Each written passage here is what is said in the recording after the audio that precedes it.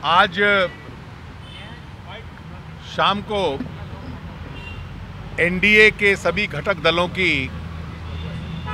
श्री अडवाणी जी के निवास के ऊपर ये मीटिंग हुई है। मीटिंग में हम लोगों ने ये तय किया कि जो भ्रष्टाचार का मुद्दा है ये बहुत व्यापक रूप ले रहा है। एनडीए का आंदोलन और रैलीज अभी चल रही हैं, लेकिन जो बात उभर कर सामने आई है बोफोर्स के केस में, जहां टैक्स ट्राइब्यूनल ने जो निर्णय दिया कि किस प्रकार विदेशी बैंक्स के अंदर किकबैक्स और कमीशंस लिए गए, भ्रष्टाचार के संबंध में 2G स्पेक्ट्रम के आवंटन का मामला अभी चल रहा है।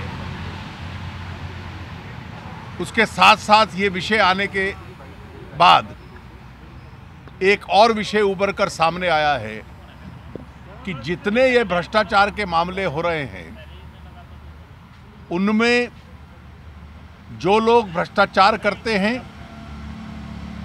क्राइम मनी या करप्शन से कमाया गया धन विदेशी बैंकों के अंदर रखना, ये एनडीए की ओर से 2009 के चुनाव में भी हम लोगों ने विषय उठाया था, उसके बाद भी बार बार उठा है।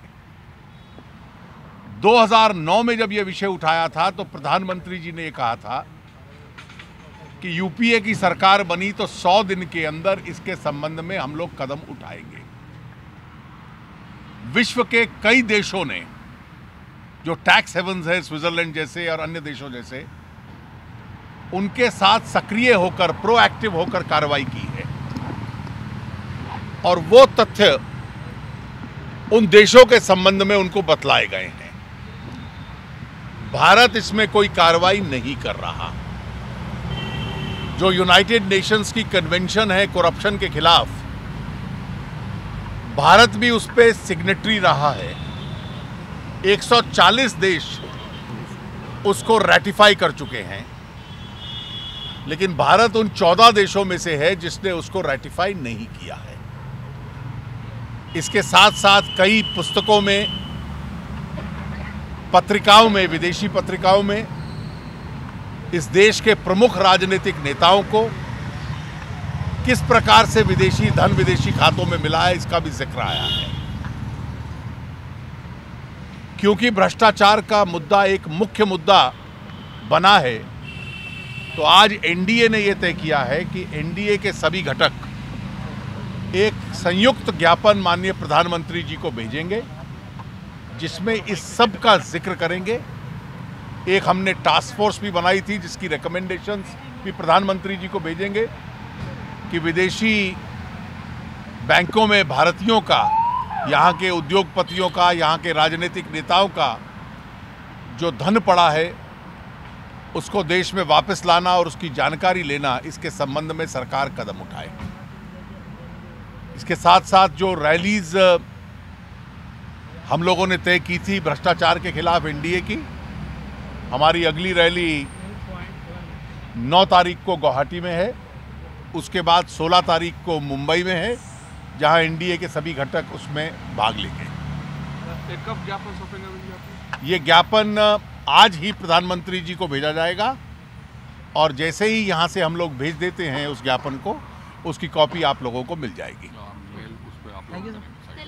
साइट के ऊपर हम लोग इसको अपलोड करेंगे। दिग्विजय सिंह जी पूरा जो विंग चड्ढा के साथ जब वाटरोकी का नाम आया तो उस पर ही सवाल खड़ा कर रहे हैं वक्त को लेकर के कि आखिर कारण क्या? देखिए जी, इस संबंध में जो कांग्रेस की ओर से उसके महामंत्री की प्रतिक्रिया आई है वो दुर्भाग्यपूर्ण है।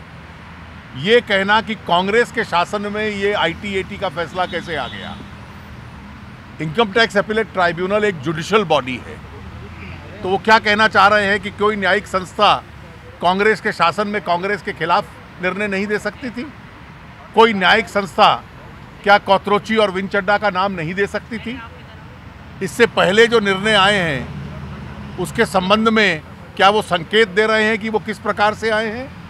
मैं चाहूँगा कि कांग्रेस पार्टी उनके इस बयान की गंभीरता को समझे कि क्या कोई न्यायिक मामला कांग्रेस के नेताओं के नज़दीक रहने वाले लोगों के भ्रष्टाचार को उजागर नहीं कर सकता। ये क्या उनका बयान देने का औचित्य था। तेलंगाना में बातचीत हुई रिपोर्ट। देखिए, ये बैठक केवल भ्रष्टाचार और फॉरेन अकाउंट्स जो हैं भारतीयों के, उसको लेकर थी। आज उसकी दूसरे विषय की चर्चा नहीं हुई। जब हम चर्चा करेंगे तो आपको उसकी जानकारी दे देंगे।